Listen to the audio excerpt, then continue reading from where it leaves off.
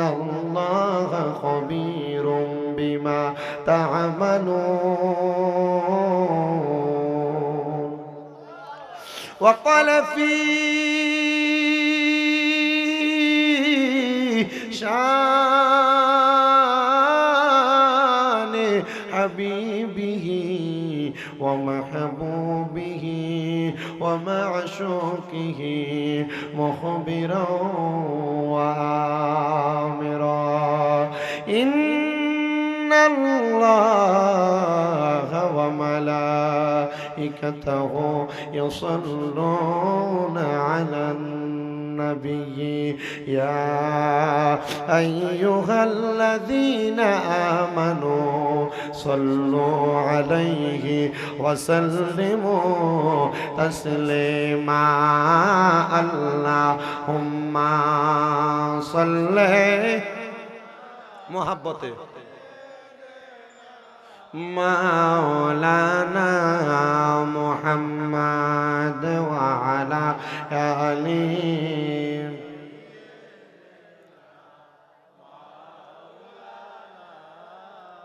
বাবাজিরা আমার নবীর প্রতি দুরূদ শরীফ আদায় করলে লাভ আছে না নাই? আসতে বলেন, একটু লাভ আছে না নাই? কিন্তু বাবা এই মোহাব্বতে যদি দুরূদ শরীফ আদায় করেন আপনার একটা দুইটা লাভ হবে না, অনেক লাভ। আল্লাহর হাবিব মুহাম্মদ রাসূলুল্লাহ সাল্লাল্লাহু আলাইহি ওয়াসাল্লাম নবী আমার বলে, উম্মতের দলেরা যখন আল্লাহর কোন বান্দা তার জবান দ্বারা একবার আল্লাহর হাবিবের উপর দুরূদ শরীফ আদায় করে, আমার আল্লাহ তাআলা ওই বান্দাটারে দুনিয়ার জমিনের মধ্যে অসংখ্য নিয়ামত অসংখ্য বরকত দান করে। ইয়া রাসূলুল্লাহ নবী, ও মায়ার নবী, আপনার কাছে জানতে চাই আপনি বলেন না কেমন নিয়ামত প্রদান করে। নবী আমার বলে, এক নাম্বার আমার আল্লাহ তাআলা তার মর্যাদা বৃদ্ধি করে দেয়, দুই নাম্বার তার উপর রহমত নাযিল করে দেয়, তিন নাম্বার তার জীবনের গুনাহগুলো ক্ষমা করে দেয়। ও মায়ার নবী, আমি আপনার কাছে একটা প্রশ্নের জবাব জানতে চাই গো, আপনি বলেন না আপনি নবীর প্রতি আর দুরূদ শরীফ আদায় করলে আমার আল্লাহ তাআলার কেমন কেমন নিয়ামত প্রদান করে। নবী আমার বলে, উম্মত আমার আল্লাহ তাআলার কেমন নিয়ামত প্রদান করে জানো তোমরা? আমার আল্লাহর কোন বান্দা যখন দুনিয়ার জমিনের মধ্যে আল্লাহর নবীর উপর দুরূদ শরীফ আদায় করে, আমার আল্লাহ তাআলা ওই উম্মতে মুহাম্মদীর নামে জান্নাতের মধ্যে একটা বৃক্ষরোপণ করে দেয়, গাছ লাগায়া দেয়। ও মায়ার নবী, গাছটা লাগাইলে উম্মতের কেমন লাভ আর কি লাভ হয় জানায়া দেন না। নবী আমার বলেন, উম্মত, এই উম্মতের দল কেমন গাছটা লাগাইলে লাভ হয় জানো? ওই গাছের মধ্যে যতগুলা পাতা থাকবে ওই পাতার পরিমাণ সওয়াব আমার আল্লাহ তাআলা উম্মতে মুহাম্মদীর আমলনামার মধ্যে উঠিয়া দিবে। এই জন্য কেউ জবান বন্ধ না রাইখা মুহাব্বতের আওয়াজে আমার আল্লাহ তাআলার কালামে হাকিম কোরআন শরীফের তেলাওয়াত করেন আর পড়ে না, ও বিল্লাহি মিনাশ শাইতানির বিসমিল্লাহির রহমানির রহিম ওয়া রাফা'না লাকা যিকরাক। আমার আল্লাহ তাআলা নবীর সম্মান জিকিরকে ইজ্জতকে বাড়াইলেন। এ মুসলমান শুনো, নবীর জিকির আর নবীর সম্মান বাড়াইছে। আর যারা যারা ওই নবীর জিকির আর সম্মানকে পায়া খুশি হয়, তারা যদি ওই নবীর উপর দুরূদ শরীফ আদায় করে, আমার আল্লাহ তাআলা তাদের জিকির তাদের সম্মান বাড়ায়া দেয়। এই জন্য জবান বন্ধ নাই, মুহাব্বতের আওয়াজে আমার নবীর উপর দুরূদ শরীফ আদায় করেন। আল্লাহুম্মা সাল্লি আলা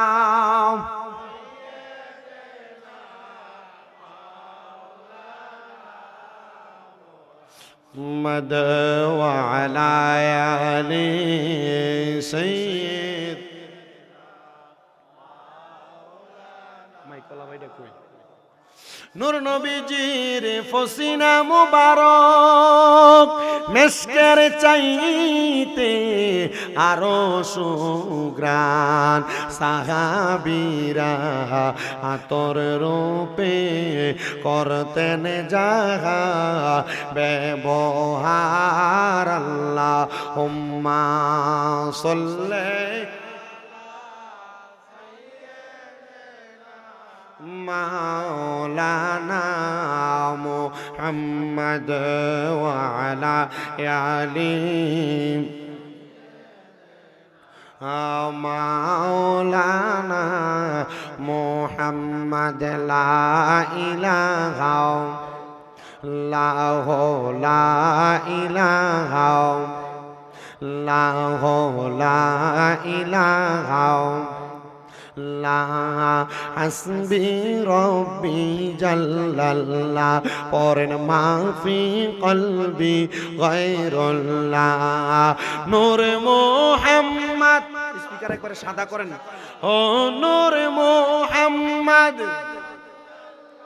ও লা ইলাহা ইল্লাল্লাহ লা ইলাহা ইল্লাল্লাহ লা ইলাহা লা ইলাহা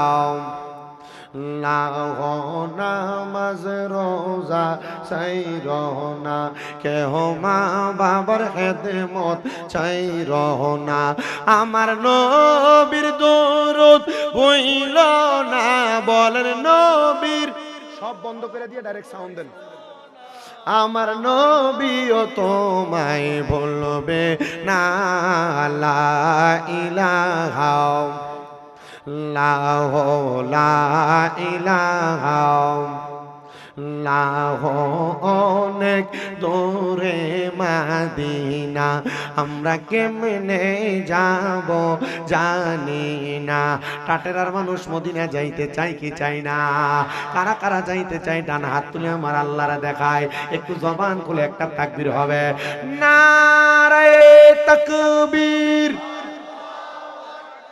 নারে রিসালাত জোরে বলেন মারহাবা মদিনা যাইতে চাই কি চাই না তাহলে জবান খুলে মুহাব্বতের আওয়াজে পড়েন দয়াল আল্লাহ দয়া করেন দয়া রেন নসিব করেন মাদিনা লা ইলাহা ইল্লাল্লাহ লা ইলাহা লা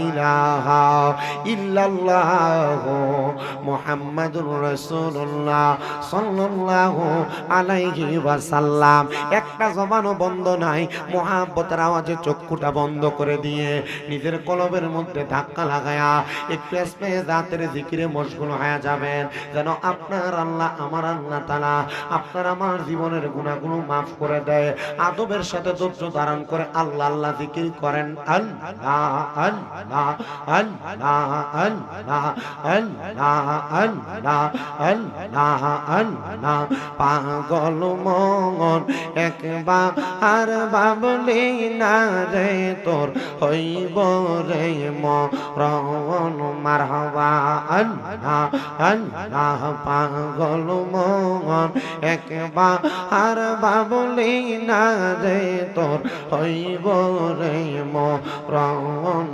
মারহাবা আল্লাহ আল্লাহ তুই মরিলে সঙ্গের সাথী তুই মরিলে সঙ্গের সাথী পাইবি নায়ক জন পাগল মন একবার ভাবলি না রে তোর হইব রে মরণ মারহাবা আল্লাহ আল্লাহ মন রে হঠাৎ থেকে দিন আজরাইলে ফাঁসি দিব তোমার গলে শেষ করিব আমরা রে জীব মন রে মারহাবা আল্লাহ জবানটা খুইলা আল্লাহর লোক শরণ নাই আল্লাহ আল্লাহ মন রে ওটা থেকে দিন আজরাইলে ফাঁসি দিব তোমার গলে শেষ করিব আমরা রে জীব মন রে মারহাবা আল্লাহ আল্লাহ ওই কবরে সঙ্গের সাথী ওই কবরে সঙ্গের সাথী নবী নুরিদান পাগল মোহন একবার বাবুলি না রে তোর হইব রে মরণ মারহাবা আল্লাহ আল্লাহ মন রে বন্ধু বান্ধব বাঁচে যত জানা যায় যাবে শত শত আদার ঘরে কেউ তো থাকবে না মন রে মারহাবা আল্লাহ আল্লাহ ওই কবরে আপন হবে নবী নিরঞ্জন পাগল মন একবার বাবুলি না রে তোর হইব রে মরণ মারহাবা আল্লাহ আল্লাহ জবান খুলে আল্লাহ আল্লাহ আল্লাহ একদিন নিয়া যাইবা ইমানদার বা নাইয়া নিও নবীজির প্রেম ইমানের মূল সবাই বোঝার তৌফিক দিও মারহাবা আল্লাহ আল্লাহ কবরে পরীক্ষা হবে নবীজিকে দেখাইবে যে নবীকে না চিনিবে জান্নাত পাবার আশা নাই ও মারহাবা আল্লাহ আল্লাহ আল্লাহ একদিন নিয়া যাইবা ইমানদার বা নাইয়া নিও নবীজির প্রেম ইমানের মূল সবাই বোঝার তৌফিক দিও মারহাবা আল্লাহ আল্লাহ লা ইলাহা ইল্লাল্লাহু মুহাম্মাদুর রাসূলুল্লাহ সাল্লাল্লাহু আলাইহি ওয়াসাল্লাম। একটা জবানও বন্ধ রাখবেন না, জবানটা ছেড়ে দিয়ে উচ্চ কণ্ঠে পড়েন আলহামদুলিল্লাহ। আমার এই কুমিল্লা জেলার অন্তর্গত বিপাড়া থানাধীন টাটের এলাকার বাবারা বন্ধুরা, আমি আর ডাইনে বামে যাব না, আমি ডাইরেক্ট আমার আলোচনার মধ্যে চলে যাচ্ছি। আপনাদের কাছে আমি কোরআনুল কারীমের সূরা হাসরের একটা আয়াত তেলাওয়াত করেছি। আমি চেষ্টা করব আপনাদের কাছে ধারাবাহিকভাবে ওই আয়াতে কারিমার উপর আপনাদের কাছে তাফসীরের আলোকে বয়ান করার জন্য একটু গভীর মনোযোগ লাগায় বয়ানটা শ্রবণ করার চেষ্টা করবেন। এই আয়াতের মধ্যে আমার আল্লাহ তাআলা আল্লাহর মুমিন বান্দা যারা ইমানদার বান্দা যারা তাদেরকে ডাক দিয়েছেন। এই টাটেরার যুব সমাজ, এই টাটেরার মুরব্বী সমাজ, টাটার এলাকার যুবক যুবক ভাইয়েরা, ছোট ছোট মাসুম বাচ্চারা, পর্দার অন্তরালের আমার মা, আপনারা যারা আমার বয়ান শ্রবণ করতেছে একটু অন্তরের কানটা লাগায়া বয়ানটা শ্রবণ করার চেষ্টা করবেন। আমার আল্লাহ যেহেতু আল্লাহর মুমিন বান্দাদেরকে এই আয়াতের মধ্যে ডাক দিয়ে বললেন ইয়া আইয়ুহাল্লাযীনা আমানু, ইমানদারের কত দাম, ইমানদারের কত সম্মান। আল্লাহ তাআলা সেই ইমানদারের কথা কোরআনুল কারীমের মধ্যে একবার দুইবার না বারবার আমার আল্লাহ তাআলা ইমানদারের কথাগুলো বললেন। এই টাটের এলাকার যুবক ভাই, এই মুরব্বী সমাজ, এই জন্য আমি আপনাদের সবার কাছে আবদার জানাই, আপনারা আগে নামাজ পড়ার আগে, রোজা রাখার আগে, হজ করার আগে, যাকাত দেওয়ার আগে, দান সদকা করার আগে আগে নিজের ঈমানটারে মজবুত করা লাগবে। কথা কোন না ঠিক কিনা? ও আল্লাহ, আপনি ইমানদারদেরকে কেন ডাক দিলেন আর কোন কারণে ডাক দিলেন আপনি একটা বার আমাদেরকে জানায়া দেন না। আল্লাহ তাআলা ঘোষণা করে, বান্দা ও বান্দা, আমি কেন ইমানদারদেরকে ডাক দিলাম জানো? আমি আল্লাহ জানায়া দিলাম হে ইমানদারেরা, ইত্তাকুল্লাহ, তোমরা আল্লাহকে ভয় করো। আল্লাহ তাআলা ঘোষণা করে, বান্দা ওয়াল তানজুর, তোমাদের প্রত্যেকের তাকানো উচিত, নাফসুম মা কদ্দামাত লিগাদ, তোমাদের পূর্ববর্তীদের দিকে যে তারা তাদের পূর্বের জন্য আগে কি প্রেরণ করেছে। ওয়াত্তাকুল্লাহ, আবার তোমরা আল্লাহকে ভয় করো।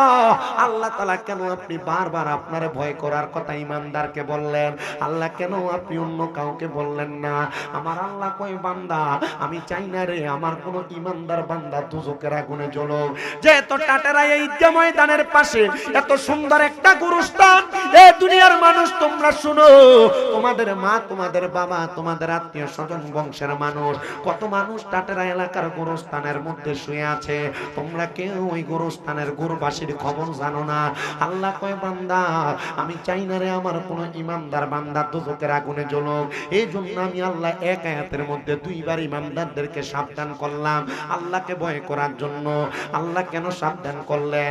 আয়াতে কারিমার মধ্যবর্তী জায়গায় আল্লাহ জানিয়ে দেওয়াল তানজুরুনা সুম্মা কদ্দামাত লিগাত, তোমাদের পূর্ববর্তীরা তাদের নেক আমলগুলা কি কি রেডি করছে ওই পূর্ববর্তীরা জানে না। এ বান্দা তোমাদের পূর্ববর্তীরা যদি ভালো ভালো নেক আমল করে কবরে যায়, ওই পূর্ববর্তীরা কবরে বড় ভালো থাকবে, কবরে বড় সুন্দর থাকবে, কবরে বড় জান্নাতি পরিবেশের মধ্যে থাকবে। আল্লাহ আপনি যে বললেন জান্নাতি পরিবেশে থাকবে, আপনি বলেন না জান্নাতি পরিবেশের বিপরীত যে পরিবেশটা আছে ওই পরিবেশটার মধ্যে থাকলে কি বান্দা ভালো থাকবে না? বলে না না না, বান্দা জান্নাতি পরিবেশ ছাড়া অন্য কোন পরিবেশের মধ্যে যদি থাকে বান্দা ভালো থাকতে পারবে না। আল্লাহ কেন ভালো থাকতে পারবে না? বলে জান্নাতের বিপরীত যেই জায়গাটা সেই জায়গাটার নাম হলো জাহান্নাম। আল্লাহ জাহান্নাম তো অনেক পরের জায়গা, আপনি বলেন না জাহান্নামের পূর্ব মুহূর্ত পর্যন্ত ওই বান্দাটাকে কোনো ভালো ভালো জায়গায় যাইতে পারবে? আল্লাহ জানিয়ে দেয় রে বান্দা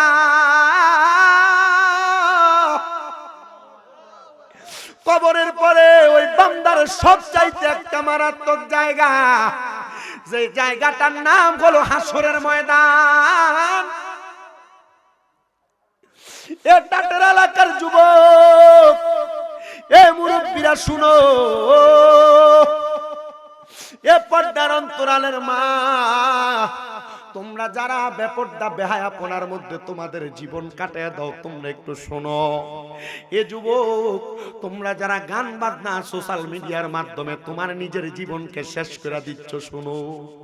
এ মুরব্বী বাবা, দাড়ি পেকে গেছে, বয়স ভারী হয়ে গেছে, এখনো পর্যন্ত যারা মাওলার সাথে সম্পর্ক লাগাও নাই, এখনো পর্যন্ত যারা আল্লাহর ঘরের সাথে সম্পর্ক লাগা নাই, একটু মনোযোগ দিয়া শোনো। ওই হাসরের ময়দানের মধ্যে কোন সন্তান তার বাবাকে চিনবে না। ওই হাসরের ময়দানের মধ্যে কোন বাবা তার কন্যাকে চিনবে না, সন্তানকে চিনবে না। ওই হাসরের ময়দানের মধ্যে কোন সন্তান তার গর্ভধারী মাকে চিনবে না। ওই হাসরের ময়দানের মধ্যে কোন ইমাম তার মুসল্লিকে চিনবে না, কোন মুসল্লি তার ইমামকে চিনবে না। হাসরের ময়দানে দামি কোনো পয়সাওয়ালার, টাকাওয়ালা, ধন সম্পদওয়ালা, গরিবের কোনো ভেদাভেদ থাকবে না। ইয়া রাসূলুল্লাহ, নবী আপনি বলেন ওই হাসরের ময়দানটাতে কেন এমন অবস্থা হবে? বলে কেন এমন অবস্থা হবে?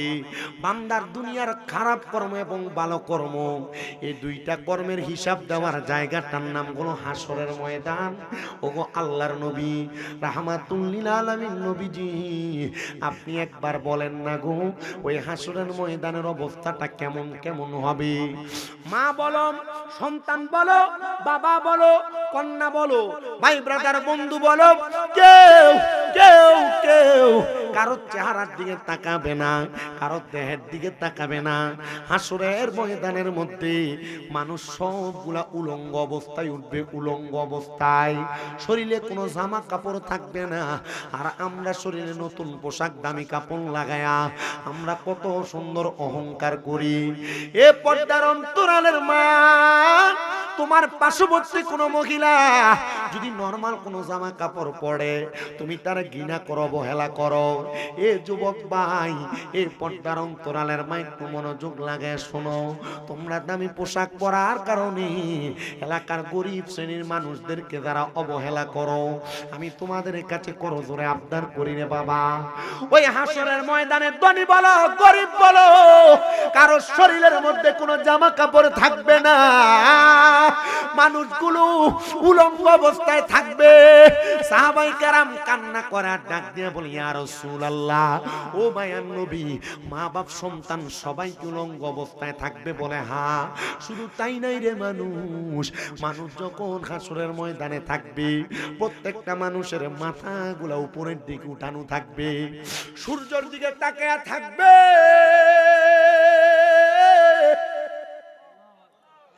মানুষ চিন্তা করবে রে, হাই রে, এমন কঠিন আযাব বলা জায়গার মধ্যে আল্লাহ তাআলা আমাদেরকে একসাথে কইরা আমাদেরকে কি যন্ত্রণাদায়ক শাস্তির দিকে নিয়ে যায় আমরা বুঝি না। আরে শুধু তাই না, হাসরের যে ময়দান হবে এটা একবারে তামার ময়দান হবে।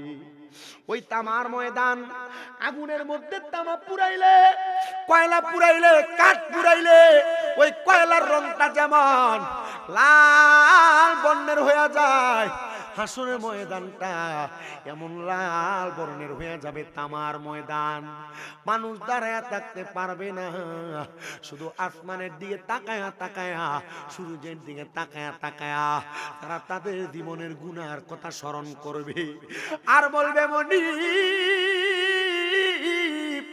এমন কঠিন যন্ত্রণা যদি আমরা জানতাম গো, আমরা দুনিয়াতে নামাজ ছাড়তাম না, আমরা দুনিয়াতে রোজা ছাড়তাম না, আমরা দুনিয়াতে চোখ দিয়ে খারাপ দিকে নজর করতাম না, জবান দিয়া বাজে বাজে মন্তব্য করতাম না, কান দিয়া কোনো মানুষের গীবত অহংকারের কথা শুনতাম না, আমরা মানুষের হক মেরে মেরে খাইতাম না, মিথ্যা কথা বলতাম না, আমরা জুলুম অত্যাচার অন্যায় করতাম না। মানুষ এই কথাগুলো বলবে, নিজের পাপের কথা ওই সময় প্রত্যেকটা মানুষ স্বীকার করবে। আহারে, শুধু স্বীকার করবে না, ওই হাসরের ময়দানে প্রত্যেক মানুষ তার গুনার কারণে এক একজন মানুষ গ্রামের সাগরের মধ্যে সাঁতার কাটতে থাকবে।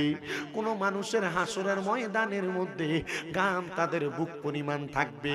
শুধু তাই নয়, হাসরের ময়দানে তাদের মাজা পরিমাণ ঘাম থাকবে, হাসরের ময়দানে কারণ হাঁটু পরিমাণ ঘাম থাকবে। এই দুনিয়া দুনিয়া না রে, ও আমার এই বিপারার অন্তর্ভুক্ত টাটার এলাকার পর্দার অন্তরালের মা,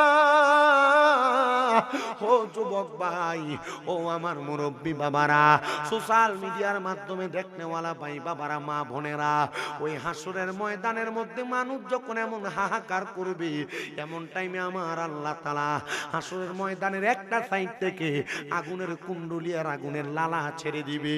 মানুষগুলো একদিকে দৌড়াইতে থাকবে, হায় হায় হাহাকার করতে করতে থাকবে। এমন হাহাকারের ধ্বনি দুনিয়ার মানুষ কারোর দিকে চাইবে না, দৌড়ে দৌড়ে পালায়ন করবে। এটার অন্য কোনো প্রমাণের দরকার নাই, অন্য কোনো প্রমাণের দরকার নাই। একটা প্রমাণ আমি দেখলাম গত কয়েকদিন আগে, জুমার দিন ভূমিকম্প হয়েছে। ভূমিকম্প যখন একটা সুপার শপের মধ্যে নাড়া দিছে, একটা বাবা তার ছোট সন্তানকে দোকানে ফালায়া নিজে নিজে দৌড় দিয়া বের হয়ে গেছে। হাসরের ময়দান যখন কায়েম হয়ে যাবে, বাবা সন্তানকে ফালায়া ফালায়া পলায়ন করবে, সন্তান মারে ফালায়া পলায়ন করবে রে। এটা টেরার মানুষ এমন কঠিন আযাবের কথা শোনার পরেও তুমি বুঝি সুদ খাইবা? এমন কঠিন আযাবের কথা শোনার পরেও তুমি বুঝি ঘুষ খাইবা? এমন কঠিন যন্ত্রণার কথা শোনার পরেও তুমি বুঝি মানুষের জমি অন্যায় ভাবে দখল করে করে চলবা?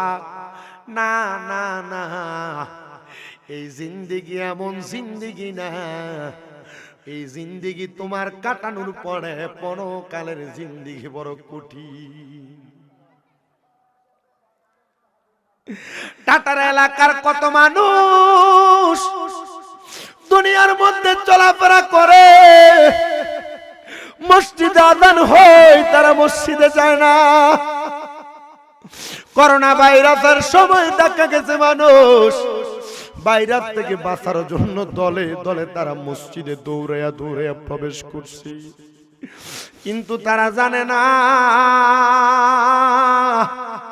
এমন দৌড়ায়া দৌড়ায়া যদি রে আল্লাহর ঘর মসজিদের দিকে মানুষ যাইতো, ইবাদতের দিকে মানুষ যাইতো রে, ওই মানুষগুলা কবরের কঠিন আযাব থেকে বাঁচতে পারতো।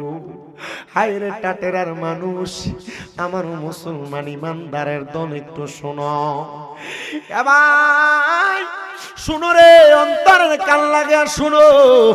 হাসরবাসী গুলারে গরম আগুনের কুণ্ডুলি আর আগুনের লীলাভূমি দিয়া একটা কন্যারের মধ্যে যখন একসাথে করা হবে, এমন টাইমে পশ্চিম দিক থেকে আমার রাহমাতুল লিল আলামিন নবী হাসরের ময়দানে উপস্থিত হবে।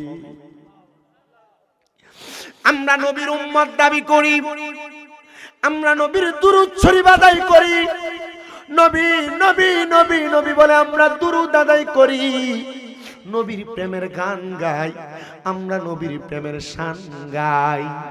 এটা আমাদের কোনো অভ্যাস না, কারণ আমার নবী দুনিয়াতে থাকা অবস্থায়, দুনিয়াতে আসার আগে, দুনিয়া থেকে যাওয়ার পরে আমার নবী তিন অবস্থায় উম্মতি উম্মতি বলে কান্না করেছে। ইয়া রাব্বে কারীম, আপনি আমাদেরকে জানিয়ে দেন গো, ওই হাসরের ময়দানে উম্মত গুলার কি হবে? নবী আমার বলে শাফাআতি লি আহলিল কাবাইরি মিন উম্মতি, আমার উম্মতের ভিতরে কবিরা গুনাহ করে ফেলেছে এমন কোন উম্মত যদি থাকে, আমি নবী তাদেরকে সুপারিশ করে করে জান্নাতে নিয়ে যাব। এ মায়ার নবী গো, আপনি নবীর কাছে আমরা জানতে চাই, কবিরা গুনাহ করনেওয়ালারে আপনি কেন সুপারিশ করবেন? নবী আমার বলে উম্মত যখন গুনার কথা শোনার পর গুনার কথা এবার ভুলে গেছে, আর গুনার দিকে ফিরা যায় না। উম্মত যখন গুনার কথা শোনার পরে, কবরের আযাবের কথা শোনার পরে, হাসরের ময়দানের যন্ত্রণাদায়ক কষ্টর কথা শোনার পরে, ওই উম্মত পরবর্তীতে আর গুনার দিকে তার পাও বাড়ায় না। গুনাহ করাটারে উম্মত ভয় করে।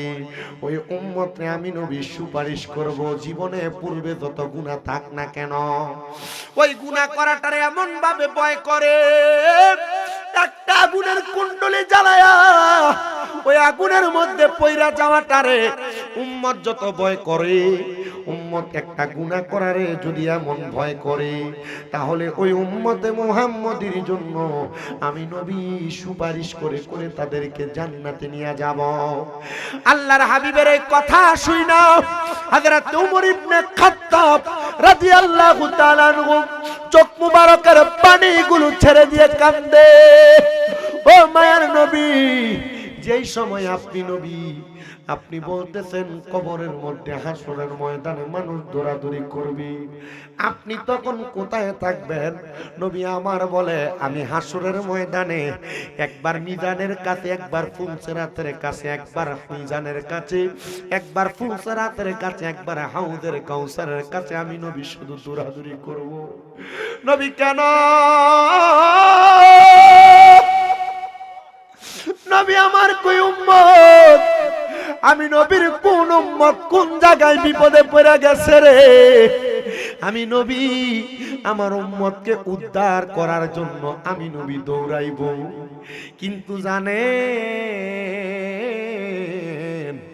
আল্লাহর নবীর প্রখ্যাত হাদিস বিশারদ যিনি হলেন খাদেমুর রাসূল আনাস ইবনে মালিক রাদিয়াল্লাহু তাআলা আনহু, তিনি বলেন জগতের মানুষ তোমরা শোনো, আমি একদিন আমার নবীর একটা প্রশ্ন করলাম, ইয়া রাসূলুল্লাহ, আপনি নবী তো উম্মতের জন্য পাগল পারা, আপনি নবী তো উম্মতের জন্য দিওয়ানা। নবী গো, মানুষের ইন্তেকালের পরে তিনটা জায়গা বড় মারাত্মক জায়গা, তিনটা জায়গা বড় কঠিন জায়গা। শুধু কবর না, কবরের পরে আছে হাসরের ময়দান, মিজান, পুলসিরাতের কিনারা, আরো একটা জায়গা আছে, ওই জায়গাটার নাম হলো হাউজে কাউসার। ইয়া রাসূলুল্লাহ, নবী গো, হাসরের ময়দানে মানুষ যখন এমন হাই হুতাশ করবি, আপনার কোন উম্মত যদি এ হাই হুতাশের কথা শুই না আর গুনার কাম না করে, এবার আপনি বলেন না গো নবী, ওই হাসরের ময়দানে কি আপনি আপনার উম্মতদেরকে বাঁচাবেন না? নামাজ পড়ুন হাসরের ময়দানে দাঁড়ানো লাগবে, রোজা রাখনেওয়ালা ব্যক্তিও হাসরের ময়দানে দাঁড়ানো লাগবে, হজ করা ব্যক্তিও হাসরের ময়দানে দাঁড়ানো লাগবে, দাড়িওয়ালা বলেন দাড়ি ছাড়া বলেন সবাই হাসরের ময়দানে দাঁড়ানো লাগবে। নবী গো, তাহলে দাড়িওয়ালা আর দাড়ি ছাড়ার যদি এক অবস্থা হয়, নামাজওয়ালার নামাজ ছাড়া যদি এক অবস্থা হয়, রোজাদার আর বেরোজদারের যদি এক অবস্থা হয়, তাহলে আমরা কেন আর নামাজ রোজা করি? কয় না,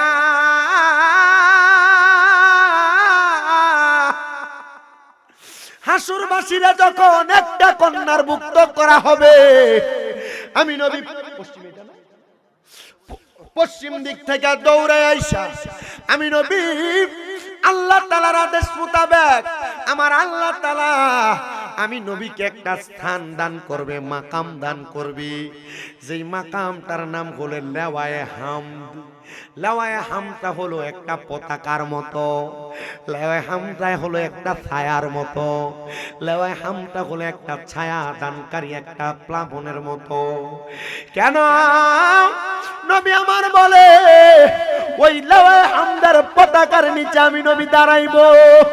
আমি নবীর যেই উম্মত নামাজি, আমি নবীর যেই উম্মত রোজাদার, আমি নবীর যেই উম্মত আমারে মোহাব্বত করেছে, আমি নবীর যেই উম্মত কোরআন সুন্নাহ মোতাবেক চলেছে, আমি নবী ডাক দিয়া দিয়া ওই উম্মতকে লেওয়ায়ে হামদের পতাকার নিচে জায়গা দিব। জোরে কোন সুবহান। আমার দয়াল নবীজি, আমার মায়ার নবীজি, আমায় একটু দিদারে দিতে হয়ে যাও রাজি। কষ্ট হয় আপনাদের? এতক্ষণ ওয়াজ করতেছি, একটা গজলও গাইনি, গাইছি গত পরশুদিন এক মাহফিলে গেছি, খুতবাও পড়ি নাই, খুতবা সালাম দেওয়ার পর থেকে টানা 2 ঘন্টা বয়ান করছি। শুধু আপনারা একটু কষ্ট করে যদি শোনেন, আমি টানা ওয়াজটা করতেছি কি লাগে, এটা আমার একটা চালাকি, আপনারা বুঝতেন না। এটা হইলো আমি যদি একটু দম দেই, ওই মাইকের আওয়াজটাই আপনারা এখানে ঢুকলে আপনাদের কান্ডার মনোযোগ ওই দিকে জায়গা, এজন্য কোনো দম দেই না, ডাইরেক্ট ওয়াজের দিকে আসি। এবারটা সালাক নিকে বই, এবার যদি সালাক হয়ে তাহলে এদিকে মনে 3টা আম নবীরে দিছে একই এইতে বইতাল মানুষ আমি চিনি মাইকলা। আল্লাহ কবুল করুক, আমিন কোন। 2 মাহফিল কমিটি যদি কম্প্রোমাইজ করে তারাই দিকে না দিতাম, আপনারা এদিকে না দিতেন, সুন্দর সমাধান। মারহাবা কয় না, আর জোরে কোন না মারহাবা। আল্লাহ কবুল করুক, আমিন কোন। আচ্ছা, যে সময় মানুষ তামার সাগরের মধ্যে গামের সাগরে সাঁতার কাটবে, ওই সময় যদি নবী ডাক দিয়ে আপনারা কুল মুবারকে নেয়, কেমন লাগবে? জোরে কয় না কেমন লাগবে? একটু মোহাব্বত ওই নবীর শানে একটা নাতে রাসূল পড়েন। সময় তো 40 মিনিটের উপরে চলে গেছে, বয়ান তো আমি অল্প সময় করি, তবে অল্প সময়ের মধ্যে দিয়েও আমি আপনাদেরকে একটু কোরআন সুন্নাহ মোতাবেক আল্লাহ রাসূলের প্রেমে দিলটাকে মশগুল রাখা আমি চেষ্টা করতেছি আপনাদেরকে কবর হাসরের কথা স্মরণ করাইতে। একটু দেরি যদি হয় আপনাদের কি কষ্ট হবে? কারণ তাবারুকের ফুটলা যেটা করছে অন্য মাহফিলের থেকে 2 ফুটলার মতো 1 ফুটলা। মারহাবা কয় না তো? আর জোরে কোন মারহাবা। গ্রানও মাশাআল্লাহ সুন্দর, আর গ্রানে বোঝা গেছে এটা গরুর বিরিয়ানি। একটু জোরে মোহাব্বতে একটু উচ্চ কণ্ঠে কোন ইয়া রাসূলুল্লাহ, একটু জবান খুলে পড়ে না আমার দয়াল নবীজি, আমার মায়ার নবীজি, আমায় একটু দিদারে দিতে হয়ে রাজি। আমার দয়াল নবীজি, আমার মায়ার নবীজি, আমায় একটু দিদারে দিতে হয়ে যাও রাজি। কে যাও তুমি মদিনাতে ও নৌকার মাঝি, বলেন কে যাও তুমি মদিনাতে ও নৌকার মাঝি, যার কাছে যাইবা আমি তাহারে খুঁজি। আমার দয়াল নবীজি, আমার মায়ার নবীজি, আমায় একটু দিদার দিতে হয়ে যাও রাজি। বলেন আমায় একটু বলেন আমায় একটু দিদারে দিতে হয়ে যাও রাজি। মদিনার ওই রওজা মাঝে আছেন নবীজি, বলেন মদিনার রওজা পাকে আছেন নবীজি, সেই নবীজির কাছে যাইতে সকলে রাজি। বলেন সেই নবীজির কাছে যেতে সকলে রাজি। রাজি আছেন কারা কারা? ডান হাত তুলে আল্লাহকে দেখায়, বলেন সেই নবীজির কাছে যেতে সকলে রাজি। আমার দয়ালে নবীজি, আমার মায়ার নবীজি, জোরে দয়ালে নবীজি, বলেন মায়ার নবীজি, আমায় একটু দিদার দিতে হয়ে যাও রাজি। বলেন আমায় একটু দিদার দিতে হয়ে যাও রাজি। মরণের আগে দেখব দয়াল নবীজি, বলেন মরণের আগে দেখব দয়াল নবীজি, সেই নবীকে দেখার লাগি সকলে ডাকি। বলেন সেই নবীকে দেখার লাগি সকলে ডাকি। আমার দয়াল নবীজি, আমার মায়ার নবীজি, আমায় একটু দিদারে দিতে হয়ে যাও রাজি। কন্যা আমায় একটু দিদারে দিতে। এ দুনিয়ার মুসলমান, যখন মানুষ হাসরের ময়দানে দৌড়াদৌড়ি করবে গো, নবী আমার টান দিয়া দিয়া নামাজীদেরকে নিবে, রোজাদারদেরকে নিবে, ইমানদারদেরকে নিবে, নবীর পাগল উম্মতদেরকে নিয়ে যাবে ওই লেওয়ায়ে হামদার পতাকার নিচে নিয়া আমার নূরের নবী রাহমাতুল লিল আলামিন নবী তখন উম্মতে মুহাম্মদীদেরকে রহমতের ছায়া দান করে দিবে। ইয়া রাসূলুল্লাহ, ও মায়ার নবী, রহমতের ছায়া যে দান করবে, আপনি নবীর কাছে আমাদের একটা প্রশ্ন গো নবী, বেনামাজীদের অবস্থাটা কেমন হবে? বলে কেমন হবে জানো? বেঈমান বেনামাজি হারামখোররা, পরের হক মাইরা খানেওয়ালারা তখন হাই হুতাশ আর আফসোস করতে থাকবে। সন্তানকে ডাকবে, স্ত্রী পুত্ররে ডাকবে, কেউ তার কাঁধে আসবে না।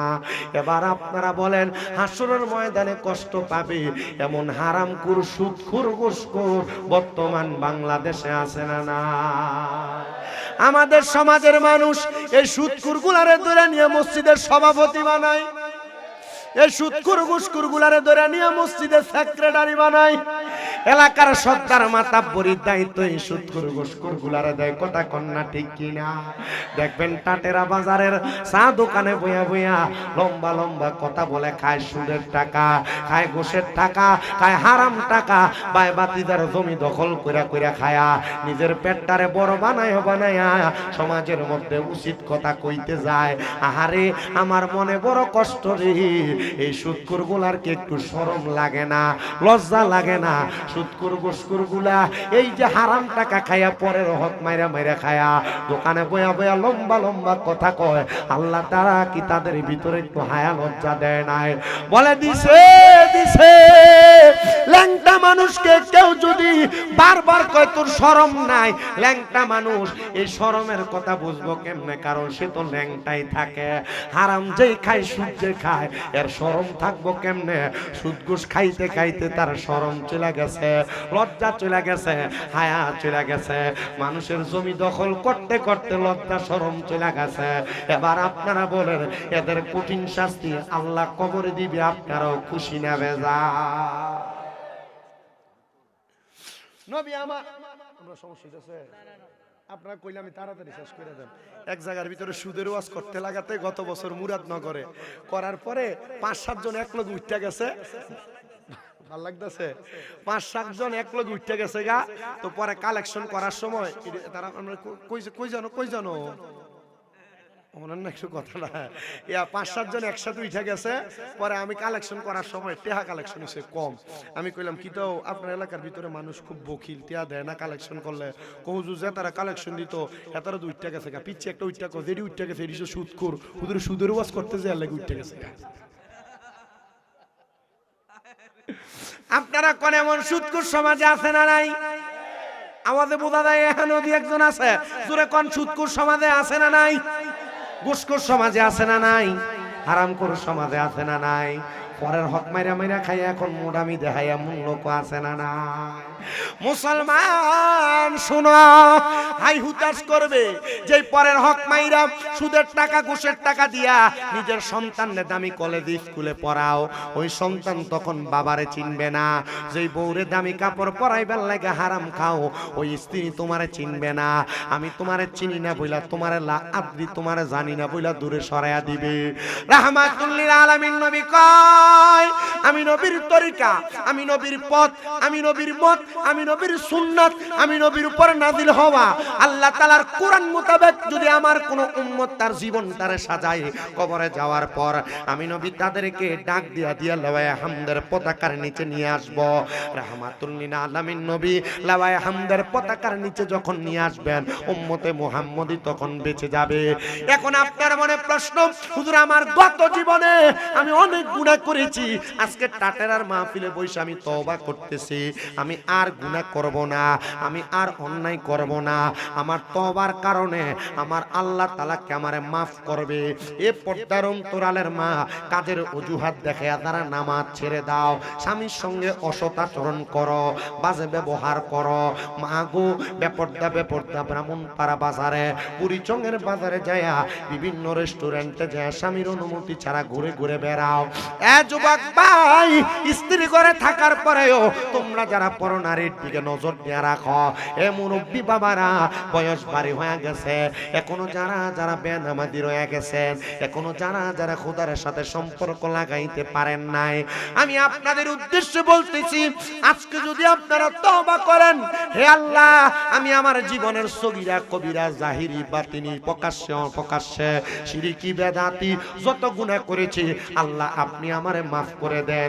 এরপর থেকে এমন গুনাহ করাকে যদি তোমরা কেউ ঘৃণা করো, এমন গুনাহ করা থেকে যদি তোমরা কেউ বিরত থাকো, আমার আল্লাহ তাআলা এই গুনাহ থেকে বিরত থাকার কারণে তোমাদেরকে নাজাত প্রদান করবে। কিন্তু জানো, পূর্বে যত গুনাহ করেছো এই গুনাহের কারণে তোমাকে শাস্তি ভোগ করা লাগবে। ইয়া রাসূলুল্লাহ, হাসরের ময়দানের পরে আমার আল্লাহ তাআলা মিজান টানাইবো, যেই মিজানে আপনার আমার নেকি বদি ওজন করা হবে। ওই মিজান টানানোর পরে আপনি নবীর কোন উম্মত যদি মিজানের পাল্লার কাছে বিপদে পড়ে যায়, আপনি নবীকে আপনার সেই উম্মতকে বাঁচাইবেন। নবী আমার বলে, হ্যাঁ আমি নবীর কোন উম্মত যদি মিজানের পাল্লার কাছে বিপদে পড়ে যায়, আমি নবী আমার সেই উম্মতকে বাঁচাইব, আমার সেই উম্মতকে রক্ষা করব। ওই উম্মতকে বাঁচানোর জন্য আমি নবী মিজানের পাল্লার কাছে দাঁড়ায়া থাকবো। ইয়া রাসূলুল্লাহ, নবী গো, একই টাইমে যদি আপনার কোন উম্মত ফুলসিরাতের পারে আটকা পড়ে যায়, ফুলসিরাত না পারি দিতে পারে, আপনি নবীকে আপনার সেই উম্মতকেও বাঁচাইবেন। নবী আমার বলে, হ্যাঁ আমি আমার সেই উম্মতকে ফুলসিরাতের পারে বাঁচাইবো। ও মায়ার নবী গো, আপনার কোন উম্মত মিজান আর ফুলসিরাতের কাছে বিপদে, হাউজে কাউসারের কাছে যদি বিপদে পড়ে যায়, আপনি নবীকে আপনার সেই উম্মতকে বাঁচাইবেন। নবী আমার বলেন, উম্মত শুনো শুনো, হ্যাঁ আমি নবী আমার সব উম্মতকে বাঁচাইবো। নবীর খাদেম হযরত আনাস রাদিয়াল্লাহু তাআলা আনহু, সাহাবায়ে কেরামের মধ্যে তীক্ষ্ণ বুদ্ধিওয়ালা সাহাবীদের মধ্যে একটু বেশি তীক্ষ্ণ বুদ্ধিওয়ালা সাহাবীর নাম হলো হযরত আনাস ইবনে মালিক। তিনি দাঁড়ায়া কয়, ইয়া রাসূলুল্লাহ ফিদাকা আবি ওয়া উম্মি, আমার মা বাবা আপনার কদম মোবারকে কুরবান হোক। ও মায়ার নবী, আপনি বলেন না আপনার একটা উম্মত ফুলসিরাতের কাছে বিপদে, একটা উম্মত মিজানের কাছে বিপদে, একটা উম্মত হাসরের ময়দানের মধ্যে হাউজে কাউসারের কাছে বিপদে, একই টাইমে যদি তিন জায়গার মধ্যে বিপদে পড়া যায়, আপনি নবী করবেন কি? জোরে কইলেন না সুবহানাল্লাহ। একই টাইমে যদি আপনার কোন উম্মত ফুলসিরাতের কাছে বিপদে পড়ে যায়, একই টাইমে যদি আপনার কোন উম্মত হাসরের ময়দানে মিজানের কাছে বিপদে পড়ে যায়, একই টাইমে যদি আপনার কোন উম্মত হাউজে কাউসারের কাছে বিপদে পড়ে যায়, আপনি নবী বলেন না, আপনি নবী তখন কি করবেন? তখন কি আপনার উম্মতকে উদ্ধার করার ক্ষমতা আপনি নবীর আছে নাকি? নবী আমার বলে, এই উম্মত শুনো, আল্লাহ প্রদত্ত ক্ষমতায় আমি নবী একই টাইমে তিনটার মধ্যে আমার উম্মতকে রক্ষা করার জন্য হাজির থাকব। আমার উম্মত কোনো জায়গায় বিপদে পড়বে না। কেমনে জানো আমার নবীকে ক্ষমতা দিয়েছেন একজন? জোরে বলেন তিনি কে? হুজুর, নবী যদি একই টাইমে তিন জায়গায় ক্ষমতা থাকে হাজির হওয়ার, তাহলে আমাদের আকীদা, আমাদের বিশ্বাস, আমার নবীজি এখনো পর্যন্ত রওজা মুবারকে মরে যায় নাই, নবী পচে যায় নাই, নবী মাটির সাথে মিশে যায় নাই। শুধু নবী না, নবীর কোনো সাচ্চা পাক্কা গোলাম উম্মত, মুমিন উম্মত, সেও মরে না।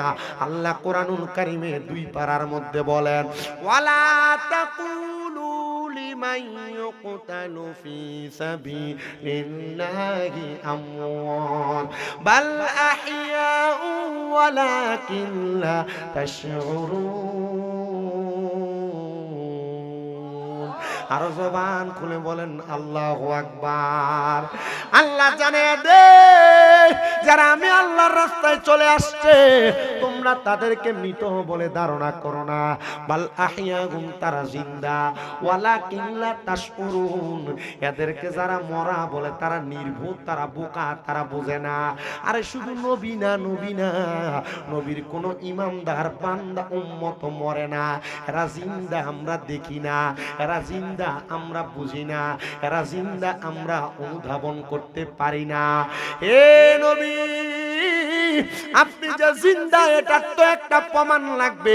মিশকাতুল মাসাবি অনেকগুলা হাদিসের গ্রন্থ নিয়ে গঠিত প্রখ্যাত একটা হাদিস গ্রন্থের কিতাবের নাম হলো মিশকাত শরীফ। যেই কিতাবটা সকল আকীদার মানুষ পড়ে থাকে। ওই মিশকাতুল মাসাবির মধ্যে 121 নাম্বার পৃষ্ঠার মধ্যে আল্লাহর নবীর একটা হাদিস, আন আবি দারদা রাদিয়াল্লাহু তাআলা আনহু ক্বালা সামি'তু রাসূলুল্লাহি সাল্লাল্লাহু আলাইহি ওয়াসাল্লাম হারামাল্লাহু আলাল আরদি আন তাকুলা আজসাদাল আমবিয়াই ফানাবিয়াল্লাহু হাইয়ুন ওয়া ইউরযাকুন। জোরে জোরে কোন আল্লাহু আকবার। নবী আমার জানিয়ে দে, হযরত আবি দারদা রাদিয়াল্লাহু তাআলা আনহু থেকে হাদিস বর্ণিত, তিনি বলেন আমি আমার নবীজির জবান মুবারকে বলতে শুনেছি, নবী বলেন হারামাল্লাহু আলাল আরদি, আমার আল্লাহ জমিনকে হারাম করে দিয়েছেন, আনতাকুলা, জমিনকে খাওয়া, আজাসাদাল আমবিয়াই, সকল নবীদের দেহ, ফানাবিয়াল্লাহু হাইয়ুন, সকল আল্লাহর নবীগণ জিন্দা, ওয়া ইউরযাকুন, সকল নবীগণ তাদের রওজার মধ্যে, তাদের মাকবারার মধ্যে, তাদের মাজারের মধ্যে খাবার আহার করে রিজিক পায়। এবার আপনারা বলেন, ও আমার বিপারার টাটেরার মানুষ, আল্লাহ যদি কয় জমিনকে নবীদের দেহ খাওয়া হারাম করে দিছে, নবীরা তাদের রওজার মধ্যে জিন্দা, ফানাবিয়াল্লাহু হাইয়ুন ওয়া ইউরযাকুন, নবীরা তাদের কবরের মধ্যে খানা প্রাপ্ত হয়, খাবার প্রাপ্ত হয়, রিজিক প্রাপ্ত হয়। যদি মরা হইতো খানা খাইতো কে? তার মানে জিন্দা বিদায় আল্লাহ তাআলা খানা দেয়। এবার আপনারা বলেন নবী জিন্দাই বিশ্বাস আমাদের আছে না নাই? শুধু নবী না, নবী না, নবীর গোলাম যারা, উম্মত যারা, প্রেমিক যারা, নবীর আশিক যারা, 5 ওয়াক্ত নামাজি, এরাও মরে না, এরাও জিন্দা। কিন্তু আমরা দেখি না, বুঝি না। 2 পারার 4 পৃষ্ঠার মধ্যে আল্লাহ তাআলা সুন্দর করে বোঝায়া দিছে। এই জন্য কেউ যদি আইসা গলা ফাটায় ফাটায় আপনারে বইলা আপনার ঈমান আকীদা হনস্তা করতে চায়, আপনি তাদের কথায় পাগল হয়ে যায়েন না। বলে হুজুর এরা তো আলেম, আপনিও তো আলেম, আপনি কেন আমাদের বিরোধিতা করেন? আল্লাহর কসম করে বলি, আমি কারোর বিরোধিতা করে আমার মাহফিলে আমি ওয়াজ করি না। আমি আমার আকীদায়, আমার বিশ্বাসে যেই কথাটা আমি সত্য পাইলাম, ওই কথাটা আমি আপনাদের কাছে বয়ান করে শোনায় দিয়ে গেলাম। নবী জিন্দা, নবী জিন্দা, নবী জিন্দা। আমরা দেখি না, আমরা বুঝি না, আমরা অনুধাবন করতে পারি না। এটা স্বয়ং আমার আল্লাহ তাআলা জানেন এই বিশ্বাস অন্তরে রাখার নাম হলো ঈমান।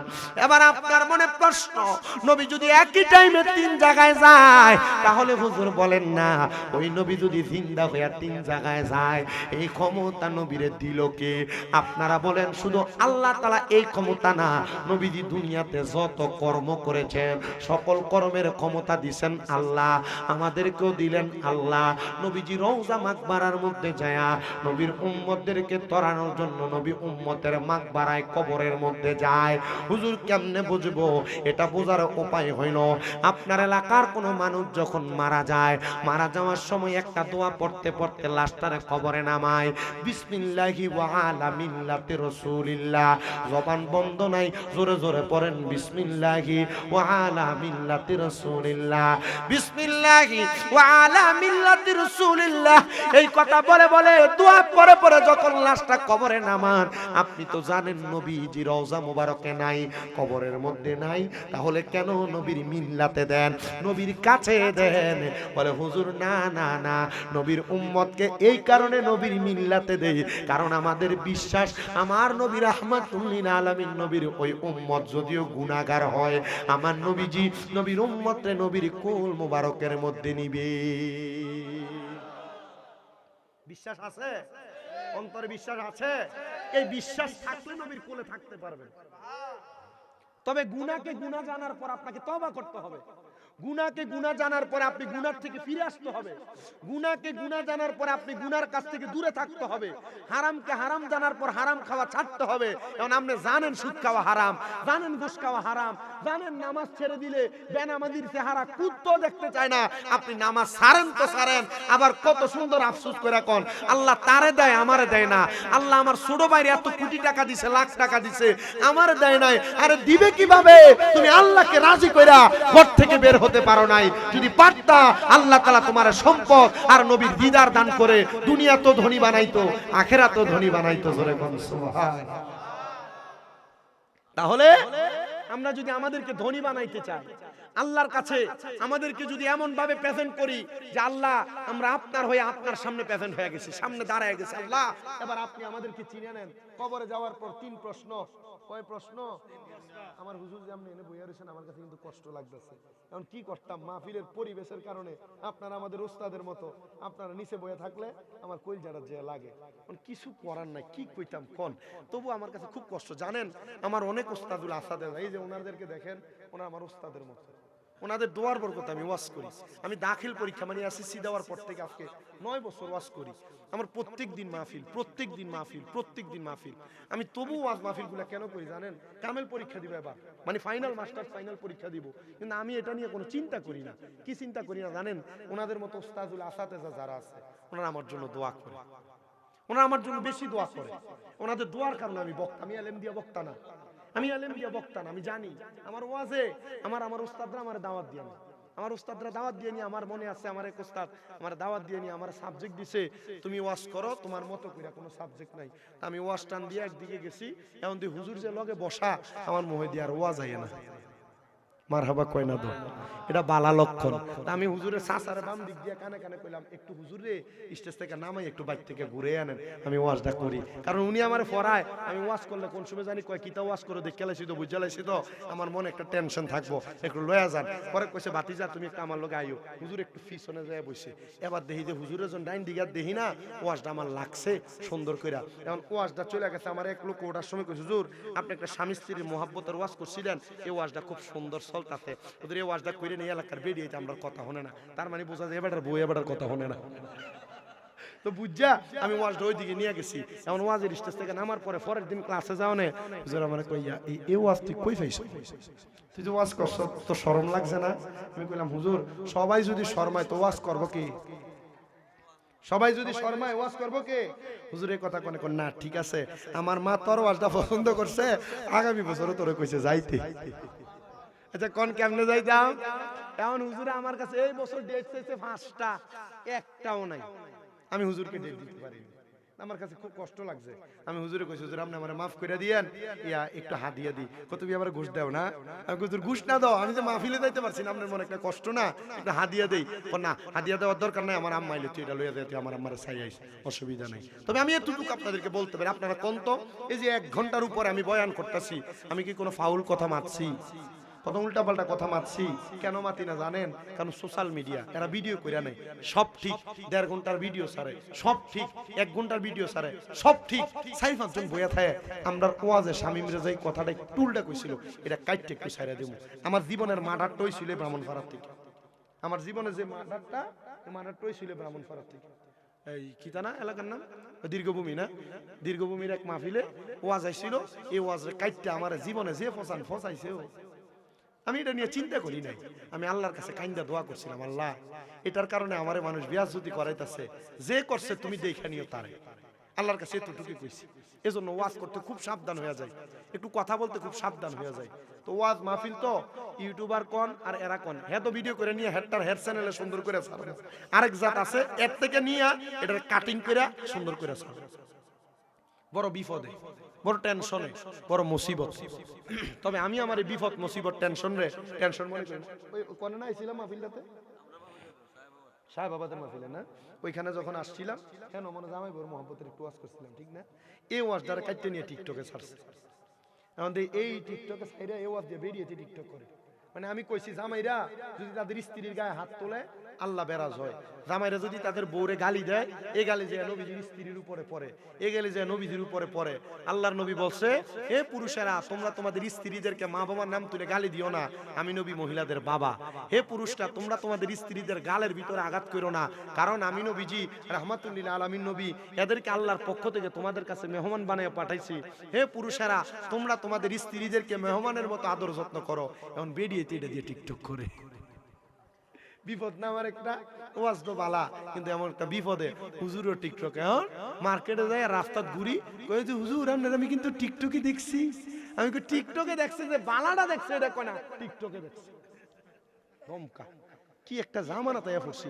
আল্লাহর কসম করে কই আমি আমার জীবনে আমার মোবাইলে আমি টিকটক ওপেন করছি, কসম করে বলছি আমি জীবনে টিকটক ওপেন করছি।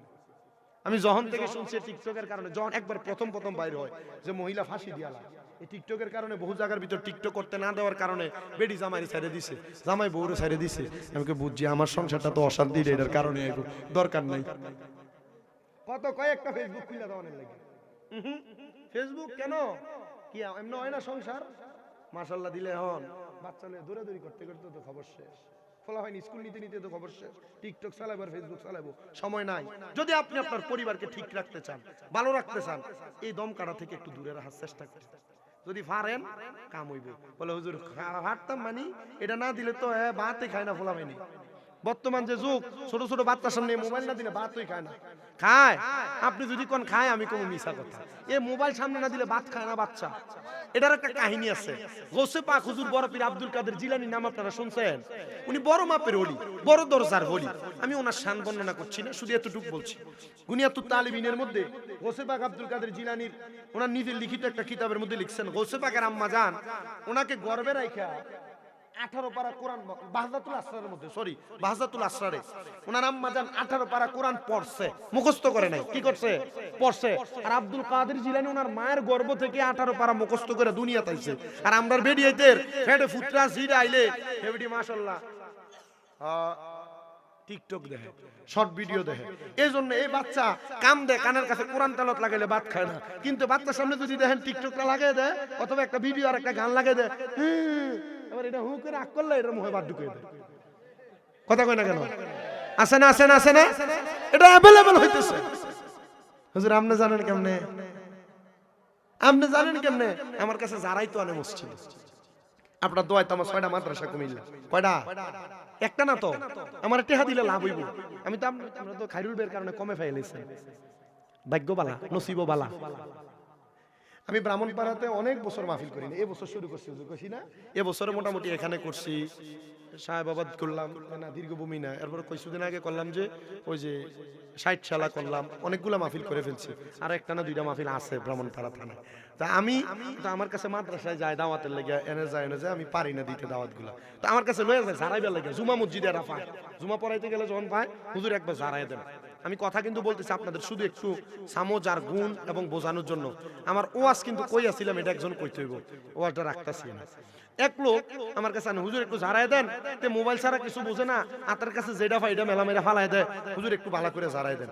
আমি তার জুমার নামাজের পরে সূরা ফাতিহা একবার, সূরা ইখলাস 3 বার, সাইরকুল ফিরা তারে ফু দিছি, একবার দুরুদে শিফাড়া ফিরা ফু দিছি, আরেকবার দুরুদে নারিয়া ফিরা ফু দিছি। ফুটা দিয়া আমি বাইতেছি, আসরের সময় কল দিছে, লোকটা মারা গেছে, যে লোকটা এই ঝাড়াইতেছে হান্নান ভাই, আরে আল্লাহ বেহেশত নসিব করুক, আমার খুব মহব্বত করছে, খুব আদর করছে, খুব যত্ন করছে। আমার মসজিদের এলাকায় তারাবি, যখন আমি রমজান মাসে তারাবি পড়াই, তারাবি পড়াইতে গেছি, তারাবির সময় রাত্রবেলা আমার লাগে খানা ট্রেড কইরা ঘর থেকে ধরেন যে অনেক দূর হাইটে এগুলা টাইনে নিয়ে আমার খাওয়াইছে। আল্লাহ বেহেশত নসিব করুক। লোকটা মারা গেছে, মারা যাওয়ার আগেও যেই আগে মারা গেছে আমার দোয়া আছে, হুজুর আমি মনে হয় বেশি দিন বাঁচতাম না, আমার লাগে একটু খাস করে দোয়া করেন। তা আমার কাছে হুজুর তে যা পারে তা মেলা মেলা ফালাই দেয়, একটু ফু দিয়া দেন। তা আমি তার জুমার সময় ফু দিয়ে দিছি, বেটা আমার আসরের সময় ফোন দিয়ে হুজুর আগে তো ছোট খারাপ জিনিস মেলা মেলা ফালাই দিত, কি জারান জারাইলেন, এখন জুতা মেলা মারে আমার গায়ের উপর। আচ্ছা আমি যে জারাই দিলাম দোষটা কি আমার? কথা দোষটা কি আমার? তেতে মেলা মারে, এটা কি মূলত তার অভ্যাস? না, এটা বাচ্চা। এটা কি বাচ্চা? এটা তার অভ্যাসও না। বাচ্চা মানুষ কত কিছু করবে। আমরা এলাকার বহুত মুরব্বী দেখবেন, আপনার এলাকা আসেনি আমি জানি না, মসজিদে ফলাফান গেলে কেন আনছে এটা রে, কি তো এডি এডি কি তা বুঝে নামাজার এমন করে না? এই যে এটারে ওই হিন্দে ফলাফাইনে করে করে চিন্তা করছে আজকে আমরার ওয়াজটা করতেছে হুজুরে, এমন করে কি করে না? কেন আনে মসজিদের ভিতরে এটা এটা নামাজের কি তা বুঝে এটা এমন করে না, এটা কইরেন না, আল্লাহর ওয়াস্তে এটা কইরেন না। নবীজি তিরমিজি শরীফের একটা হাদিস শরীফ আমাদেরকে কুমিল্লা আলিয়া মাদ্রাসায় যখন কামেল প্রথম বর্ষে পড়া একটা হাদিস পড়াইছে, যে নবীজি রাহমাতুল্লিল আলামিন নবী বলেন, যখন তোমাদের নামাজের জামাতের মধ্যে তোমরা দাঁড়াইবা, তোমাদের পেছনে যদি ছোট ছোট বাচ্চাদের দৌড়াদৌড়ির আওয়াজ শুনতে না পাও, মনে করবা তোমাদের ভবিষ্যৎ বড় খারাপ। সুবহানাল্লাহ কইবেন না আল্লাহু আকবার কইবেন? আপনার মসজিদের ভিতরে ফলাফাইন দৌড়াদৌড়ি করলেন, বালা প্রস্তাব পায়খানা কইরা দেয়, পরিষ্কার করবেন, অসুবিধা আছে? আমি নিজে পরিষ্কার করছি আমার মসজিদে, কি সমস্যা? বাচ্চা দৌড়াদৌড়ি করুক। মদিনাতুল মুনাওয়ারায় বাবে জিব্রাইলের পাশে আপনাদের দোয়া আল্লাহ মানে নিচে মদিনায় আমি প্রত্যেক ওয়াক্ত নামাজের পর আপনাদের জন্য দোয়া করছি, সমস্ত দেশের মানুষ যাদেরকে নিয়ে মাহফিল করি ওয়াজ করি এদের জন্য দোয়া করছি, আল্লাহ যারা এখনো মক্কা মদিনা আসতে পারেন এদের কাহিনেন।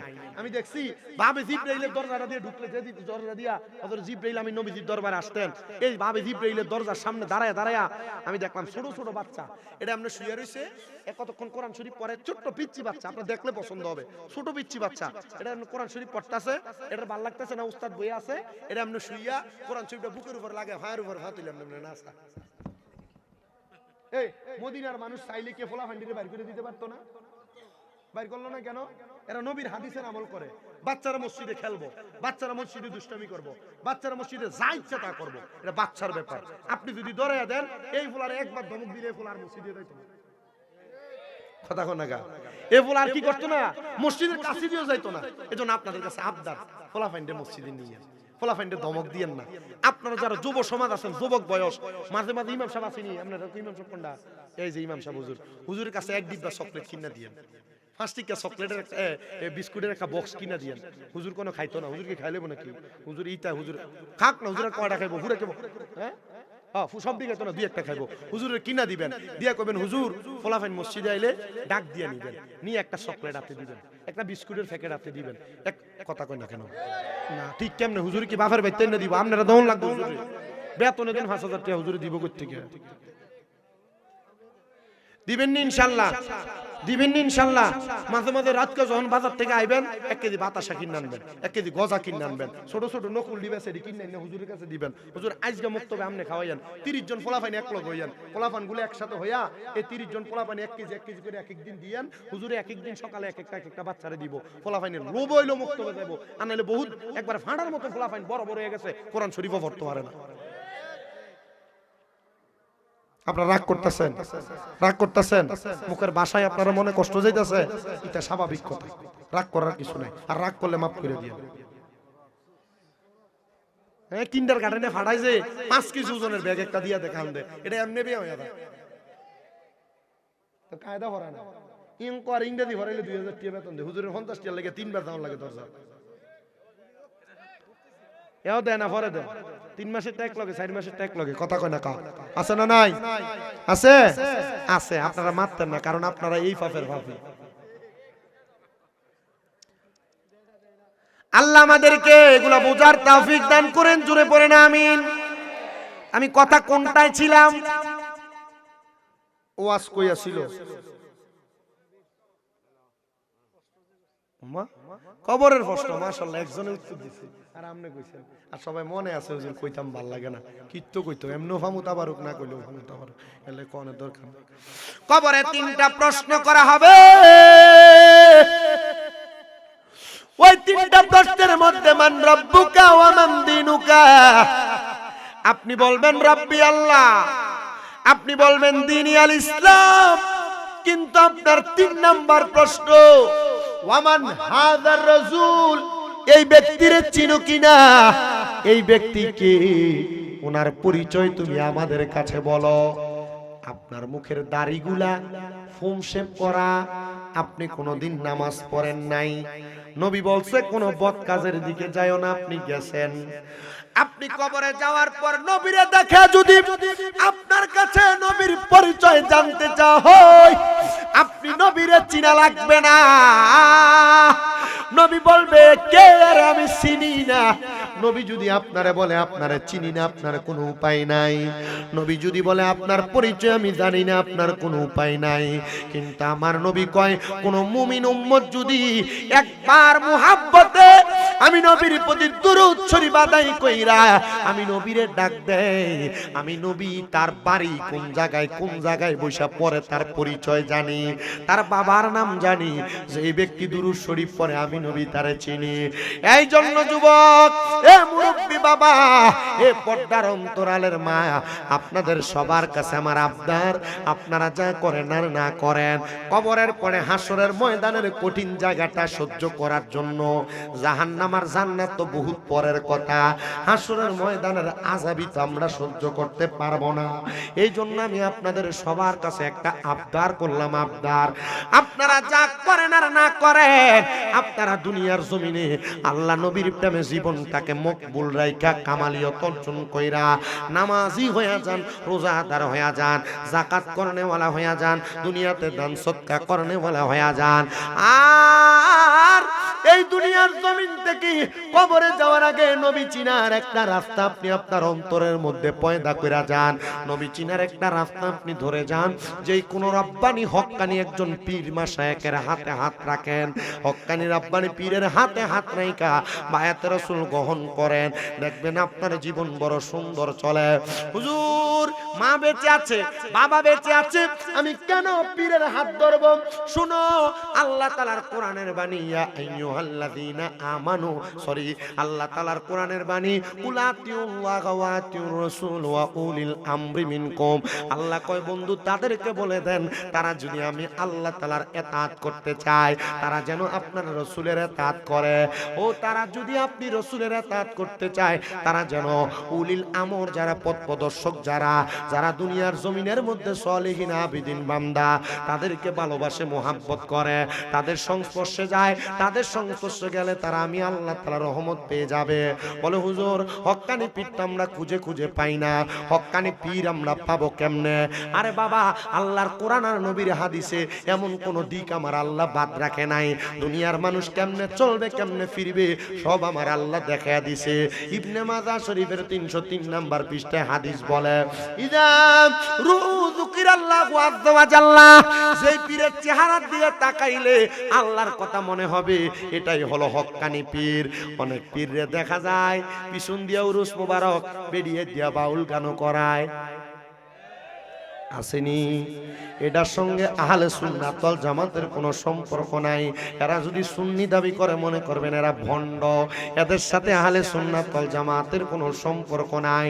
হক্কানি হক্কানি পীর যিনি ওনার চেহারার দিকে তাকাইলে আল্লাহর কথা মনে হবে। হক্কানি পীর যিনি ওনার আমল আখলাক দেখলে নবীর কথা মনে হবে। ইমানির জজবা দেখলে ওই ব্যক্তিটারে আপনার ভালো লাগবে। তার হাতে হাত রেখে আপনি বায়াত গ্রহণ করবেন। মনে রাখবেন, বায়াত গ্রহণ করার আগের জীবন আর পরের জীবনের মধ্যে পার্থক্য দুইটা। বায়াতের আগের জীবনের চাইতে বায়াতের পরের জীবনটা বড় দামি জীবন, বড় দামি জীবন, বড় দামি জীবন। এই জন্য জীবনকে সুন্দর করার জন্য হক্কানি রাব্বানি একজন মাসায় এক পীরের হাতে হাত ধইরা বায়াতের রাসূল গ্রহণ করে নিবেন। এ মুসলমান ইমানদার শোনো, বায়াতের রাসূল গ্রহণ করার পীর মুরিদি এটা না জায়েজ কোনো কিছু না। আমি আপনাদেরকে জায়েজ আর না জায়েজের বিষয়টা বোঝায়া দেই। বায়াত শব্দের অর্থ হলো অঙ্গীকার করা, বায়াত শব্দের অর্থ হলো প্রতিশ্রুতিবদ্ধ হওয়া, বায়াত শব্দের অর্থ হলো ওয়াদাবদ্ধ হওয়া। এখন কি বায়াত? বায়াত মানেই হইল আপনি যে কোনো একজন হক্কানি মানুষ, আবেদ মানুষ, আমলওয়ালা মানুষের হাতে হাত রেখে আপনি ওয়াদা করবেন।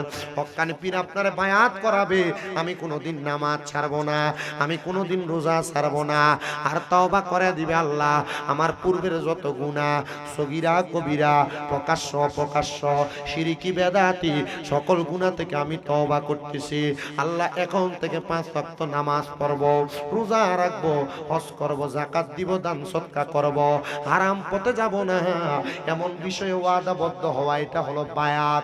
এই বায়াত গ্রহণ কইরা ওয়াদাগুলা পূরণ কইরা কোনো মানুষ যদি কবরে যায়, তাদের ঠিকানা হলো জান্নাত, তাদের ঠিকানা হলো জান্নাত, তাদের ঠিকানা হলো জান্নাত।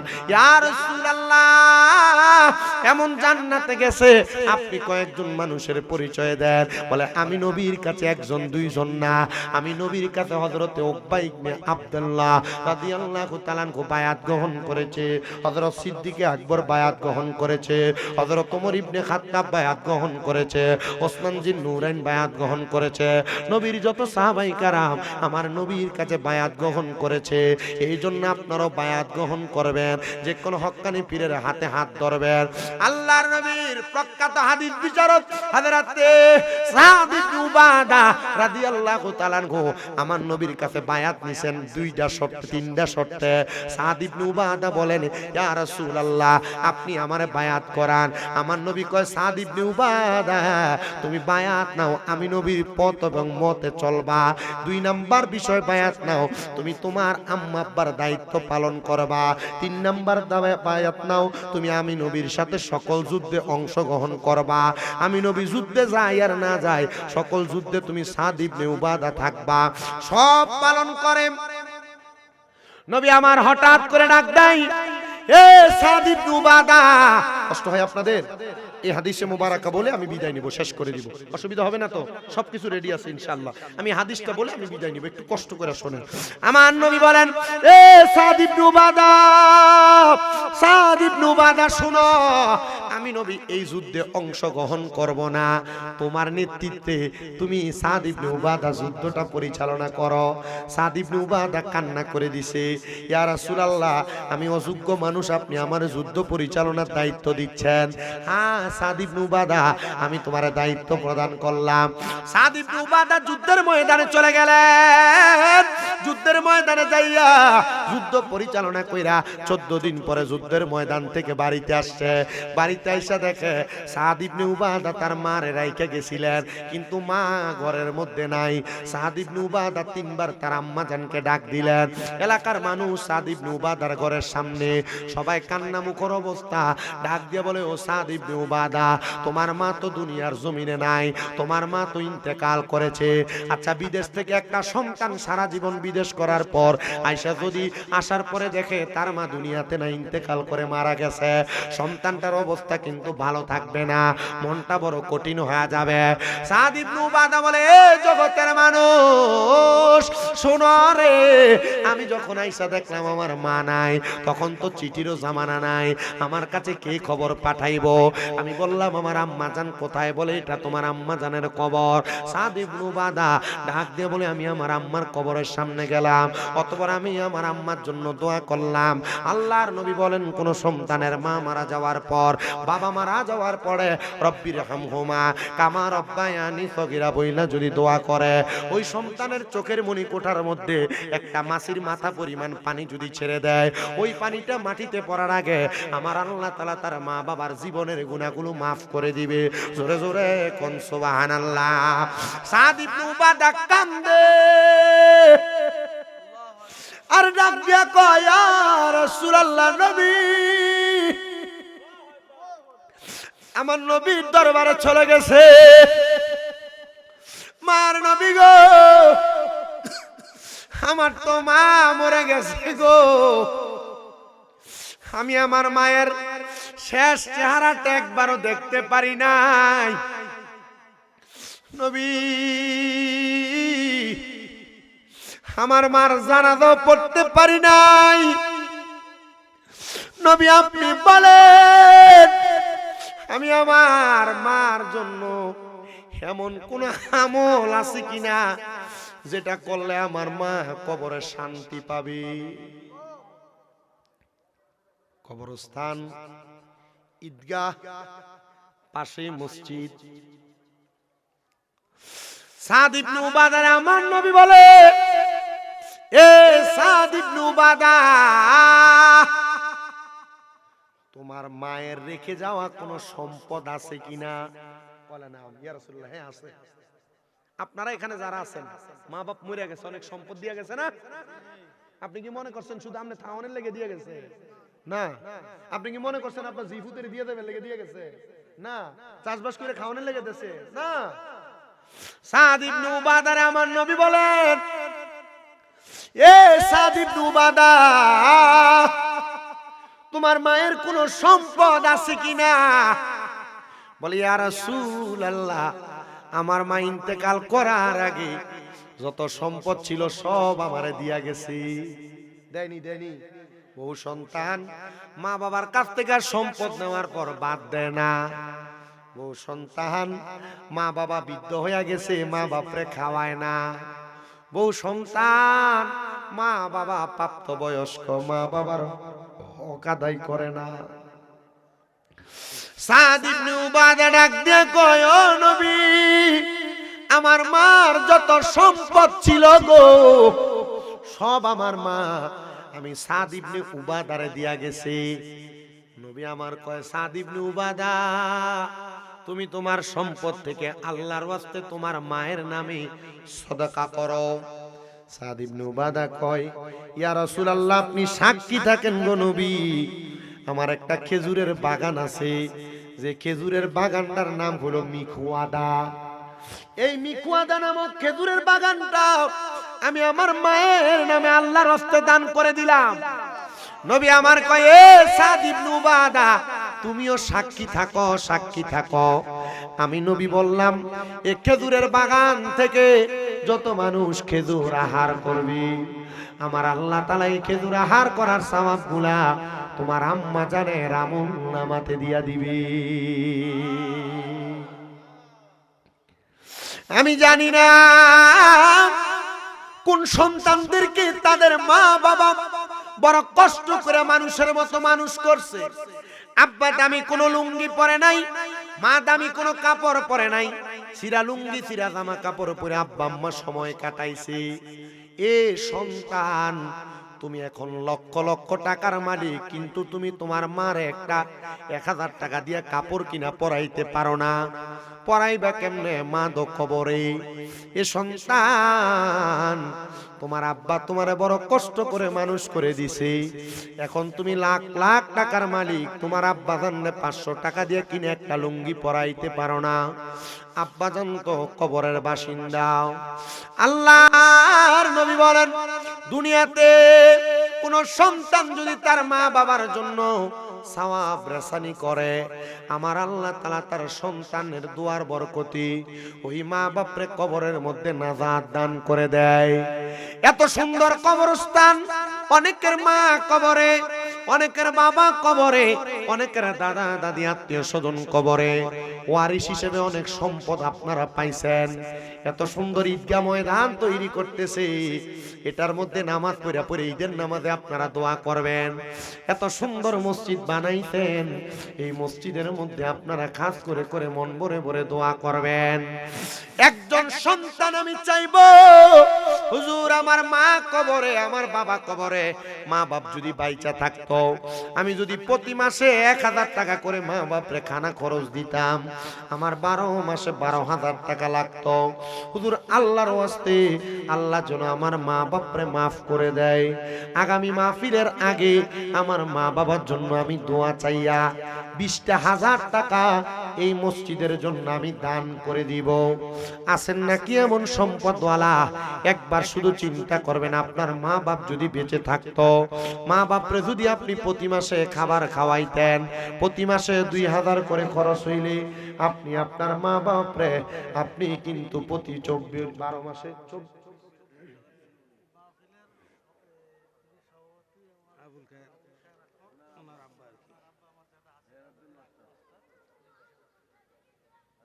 বুকটা যে যাইছি রে তোমার কথা হৃদয় মাঝে পড়ছে বারে বারে। বাবা গো, ও বাবা, বাবা গো, ও বাবা। কেন্দ্রীয় মসজিদের সম্মানিত কেসি 10 বছরের মাথায় সেন্সের সমস্যা, 7টা সন্তান, 8-9টা সন্তান জন্ম হয়েছে, 6টা সন্তান আল্লাহ উঠে নিছে, মারা গেছে, 3টা সন্তান বেঁচে আছে। গত 2.5 বছর আগে মহিলাটার স্বামী সেন্সলেস হওয়ার কারণে কোথায় চলে গেছে। এই মহিলাটা জিনার সাথে লিপ্ত হয়ে গেছে। কেন? এক লোকের থেকে 3 লাখ টাকা আনছিল চিকিৎসার জন্য স্বামীর। 3 লাখ টাকা আনার পরে এই লোক মহিলার কুপ্রস্তাব দেয়, জামাই নাই বিদায় এই মহিলা তার সাথে অপকর্মের মধ্যে লিপ্ত হয়েছে। হুজুর, আমি অপকর্মে লিপ্ত হওয়ার কারণে এখন আমি আমার ভুল বুঝতে পারছি, আমি মাফ চাইলে কি আল্লাহ মাফ করবে? আমি কইছি এটা জিনার গুনাহ, আপনার স্বামী আপনাকে আগে মাফ করতে হবে। জিনাকারী যারা, তাদেরকে বুক পরিমাণ মাটির নিচে গাড়ায়া পাথর নিক্ষেপ করে মারা, রজম করা, এটা আল্লাহর কোরআন আর রাসূল পাকের হাদিসের বাণী। আপনাকে এভাবে মারা উচিত। আপনার কোনো শাস্তি দুনিয়াতে আমি আপনার রাস্তা দেখাইতে পারবো না, তবে হ্যাঁ 5 ওয়াক্ত নামাজ পড়া, তাহাজ্জুদ করে দোয়া করেন, আল্লাহ আপনারে মাফ করে দিবে। আমি আপনাদের সবার কাছে আবদার জানাই, মা বোন যেহেতু ওয়াজ শোনেন, স্বামী আপনার বিদেশ থেকে টাকা পাঠায়, হাত খরচ পাঠায়, আপনি এখান থেকে কিছু টাকা লেখান মাহফিলে, মসজিদে, বিপদ আপদ জীবনের গোপন গুনার জন্য আল্লাহ হয়তো মাফ করে দিতে পারে। 10,000 করে 4 নাম্বার পাবো কিনা জানি না, আমি 10 জন মানুষ চাইবো তারা 5,000 করে টাকা দিবেন মসজিদে, হয় আজকে দিবেন না আগামী 1 বছর সময় আছে, 1 বছরে দিবেন। 1 নম্বরে তারিখে কি গটাইলেন রাব্বানা, কলিজা ফাটিয়া যাই গো শুনিলে তার ঘটনা। হাসান শহীদ জহরেতে, হোসেন শহীদ কারবালায়,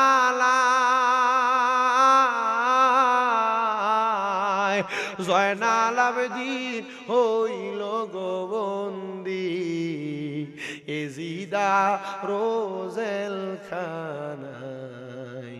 আল্লাহ কবুল করো, মঞ্জুর করো। আহলে বায়াতের সদস্য হযরত জয়নাল আবেদীনের নামে নাম জয়নাল আবেদীন ভাই দান করে 2000 টাকা। হেরো বাবা নাই, আল্লাহ ওনার আব্বা জানের কবর নাজাতের ফয়সালা করো। আম্মা অসুস্থ, আল্লাহ দুরুদে শিফার আয়াতে শিফার উসিলায় ওনার আম্মারে সুস্থ নসিব করো, আমিন। 4 নম্বর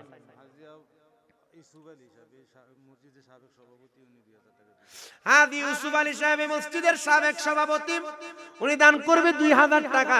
আল্লাহ কবুল করো, মঞ্জুর করো। আল্লাহ ইউসুফ আলী সাহেবের মনের আশা পূরণ করো, হাদি সাহেবের বংশের কবর আযাব মাফ করো। 5 নম্বরে আসল নিয়াত দেওয়ার মতো 2000 করে আজম খান পাঠান সাহেব, উনি দান করলেন 3000 টাকা। আল্লাহ ওনার দানও কবুল করো, মঞ্জুর করো। জনাব আবুল বাশার সাহেব দান করলেন 2000 টাকা। আল্লাহ কবুল করো, মঞ্জুর করো। 6 নম্বরে হাজি আবুল বাশার সাহেব, মনের আশা পূরণ করো, বংশের কবর আযাব মাফ করো। 7 নম্বর নাজমুল হাসান সরকার নগদ দান করলেন 2000 টাকা 7 নম্বরে, আল্লাহ কবুল করো, মঞ্জুর করো। মোহাম্মদ মহিউদ্দিন ভাই 8 নম্বরে 2000 টাকা, আল্লাহ কবুল করো, মঞ্জুর করো। মহিউদ্দিন ভাইয়ের মনের আশা পূরণ করো। 9 নাম্বার কে দিবে 2,000 টাকা 1 বছরের ভিতরে? বলে হুজুর আমি 9 নাম্বার। আল্লাহ আল্লাহ আল্লাহ আল্লাহ জিকির করো, জিকির করো, জিকির করো মুমিনগণ, জিকিরেতে মওলা রাজি আর রাজি নবীগণ। মাশাআল্লাহ আল্লাহ আল্লাহ জিকির করো, জিকির করো, জিকির করো মুমিনগণ, জিকির করো মুমিনগণ, জিকিরেতে মওলা রাজি আর রাজি নবীগণ। মাশাআল্লাহ আল্লাহ আল্লাহ হস্ত দিলাম সে বিবারে, জিব্বা দিলা ডাকতে তারে, নয়ন দিলা দেখিবারে তবু কেন অন্ধ মন। মাশাআল্লাহ আল্লাহ আল্লাহ জিকির করো, জিকির করো, জিকির করো মুমিনগণ, জিকিরেতে মওলা রাজি আর রাজি নবীগণ। মাশাআল্লাহ আল্লাহ আল্লাহ আল্লাহ করেন।